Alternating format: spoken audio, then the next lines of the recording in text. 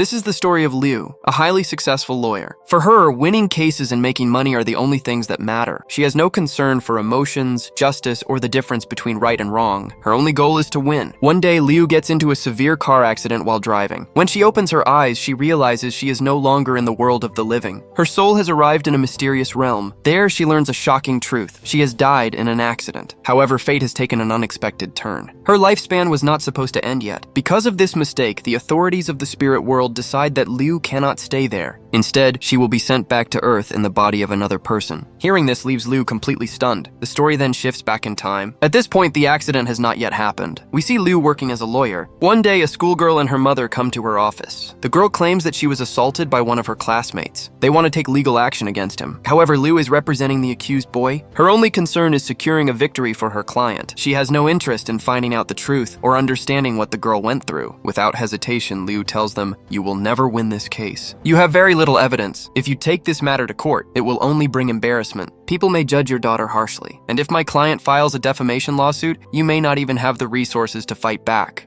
The girl and her mother are deeply frightened by these words. They already lack the money needed for a long legal battle. Feeling hopeless, they leave the office and abandon their search for justice. Liu knows that the boy is at fault, yet she still chooses to defend him. She shows no sympathy or compassion. Money is all that matters to her. Later, one of her colleagues confronts her. "You knew what really happened," the colleague says, "yet you pressured that girl and her mother. You should not have done that." Liu remains silent. Without giving any response, she simply walks away. Sometime later, before leaving for Germany to continue her studies, she visits her mother's grave. Standing there quietly, she whispers, "I'm going to Germany to study. I miss you very much. Please stay with me." Her words reveal that she has little connection with her father. He was never truly present in her life and rarely supported her. On her way back from the cemetery, tragedy strikes. Her car is involved in a terrible accident. In the very next moment, she finds herself standing inside a strange hall filled with service counters. Countless souls are waiting in long lines. Confused and overwhelmed, Liu has no idea where she is. She approaches a young woman at one of the counters and asks, "Excuse me, where am I?" The woman replies, "This is the fate department. People arrive here after they die." Liu can hardly believe what she is hearing, but the reality soon becomes impossible to deny. She is dead. What stands there is not her physical body, but her soul. After some time, she is escorted to meet the director. The director apologizes and says, "We're very sorry, ma'am. A mistake was made. It was not your time to die. We were supposed to bring another woman. Her name was also Liu, and she was located nearby. Because of the similarity, an error occurred, but we must correct it immediately." The officials then inform her, "Tonight, we will send your soul back to Earth in the body of another woman. You will keep all of your memories, but you will live with her face and identity. She will have an accident today. When her soul leaves her body, you will take her place." Liu could barely understand what was happening, so there was no point in arguing. The next morning, she woke up to an entirely new life. She found herself lying in bed beside a man. He was now her husband. She soon discovered that she also had 2 children who cared deeply for her. As she looked around the house, she realized that this woman had been a full-time homemaker and did not have a job outside the home. After dropping her son off at school, Liu went to her former law firm. However, nobody recognized her. Even her former colleagues looked at her like a complete stranger. Liu quickly realized that explaining the truth would be useless. The situation filled her with frustration and made her feel trapped. She thought to herself, "I don't want to live this life." In desperation, she stepped in front of an approaching car. Fortunately, the driver noticed her in time and swerved away. Liu stood there confused and overwhelmed. Later, while she was in the bathroom, the director from the spirit world suddenly appeared again. He said, "You must live this life. Try to accept it and make the best of it, or things will become much harder for you." Liu replied angrily, "You placed me in the body of a woman who doesn't even have a career. My entire life revolved around work." The director calmly responded, "Do you think managing a household isn't work? One of the hardest responsibilities in the world is taking care of a family. You will be working every day without a break." After hearing his explanation, Liu reluctantly accepted that she had no choice but to continue living this new life. She later went to a grocery store to buy food for her family. She filled her cart with what she believed were necessary items. But when she saw the total bill and checked the available money, she was shocked. The family's finances were far more limited than she had expected. At that moment, she realized they were not wealthy at all. From now on, she would have to be careful with every expense. Just then, she received a phone call. Her son was waiting for her at the bus stop. She hurried over to pick him up. When she arrived, he looked at her strangely. He seemed to sense that something was different. Liu noticed his suspicion. She sat down with him and decided to tell him the truth. She explained everything about the spirit world, the mistaken identity, and how she had ended up in his mother's body. However, she left out one important detail. To avoid hurting him, she told him that his real mother would return in 7 days. The boy listened carefully and remained calm. Finally, he said, "Okay, I won't tell anyone about this." After that, he began explaining the likes and dislikes of every family member. Little by little, a warm friendship started to grow between them. That evening, Lou prepared dinner for the entire family. She put in a great deal of effort and did her best. However, when everyone tasted the food, her husband and eldest daughter admitted that it was not very good. Feeling embarrassed and annoyed, Lou raised her voice and said, "Just eat your dinner without complaining." The family immediately fell silent and continued eating. Later that night, while they were in the bedroom, her husband mentioned that they would soon be attending a party. Lou smiled and said, "Then I want to buy a new dress for the occasion." Her husband was surprised. His wife had never been interested in spending money on herself before. Still, he agreed and said, "All right, go ahead and buy one." A little later, he tried to become more affectionate with her. However, the situation made Lou feel uncomfortable and awkward. She quickly made an excuse and said, "I'm not feeling well. I'm worried that you might catch whatever I have." With that, she avoided the situation and went to sleep on the couch in the living room. The next morning, she went to the grocery store with her son once again. This time, she carefully bought everyone's favorite vegetables and other household items. That evening, when her husband returned from work, he noticed that Lou had also purchased some expensive clothes. The price tags immediately caught his attention. He could not understand what had changed. The woman who used to save every penny was suddenly spending money much more freely. Trying to remain calm, he said, "We're saving this money for our children's future." But Leo replied, "What's the point of earning money if we never enjoy any of it?" Hearing this made her husband both disappointed and worried. He left the house and returned to the office. There, he worked extra hours to make up for the additional expenses. Watching him leave filled Lou with guilt. Feeling troubled, she later went to a bar and ordered a drink. As she sat alone, a woman approached her. The woman had known the original owner of this body and naturally believed she was speaking to the same person. She sat beside Lou and began talking.